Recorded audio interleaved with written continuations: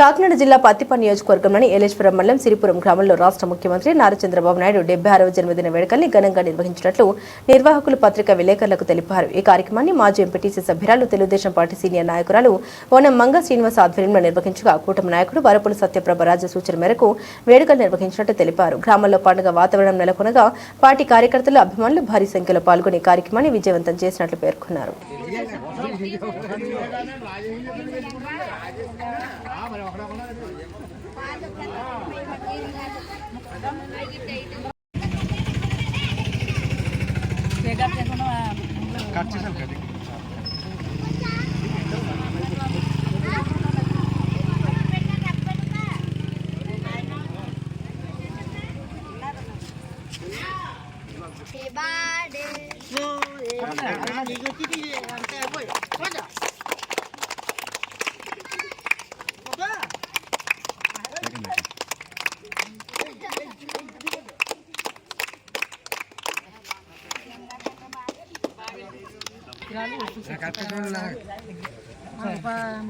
కోసం మన దేశం కోసం ఇంకా చాలా పుట్టినరోజులు జరుపుకోవాలని ఆయనలా 7 సార్లు ముఖ్యమంత్రిగా 7 సార్లు ఎమ్మెల్యేగా చేసి 4 సార్లు ముఖ్యమంత్రి చేసినటువంటి ఘనత ఒక్క శ్రీ నారా చంద్రబాబు నాయుడు గారికి దక్కుతుంది.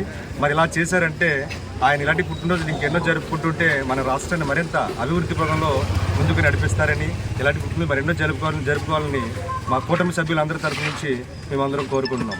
జై చంద్రబాబు నాయుడు గారు, జై చంద్రబాబు నాయుడు గారు, జై తెలుగుదేశం, చంద్రబాబు గారి నాయకత్వం, చంద్రబాబు నాయుడు గారి నాయకత్వం, సత్యప్రభ గారి నాయకత్వం, సత్యప్రభ గారి నాయకత్వం. Happy birthday CM sir, happy birthday, happy birthday CM sir, happy birthday CM sir.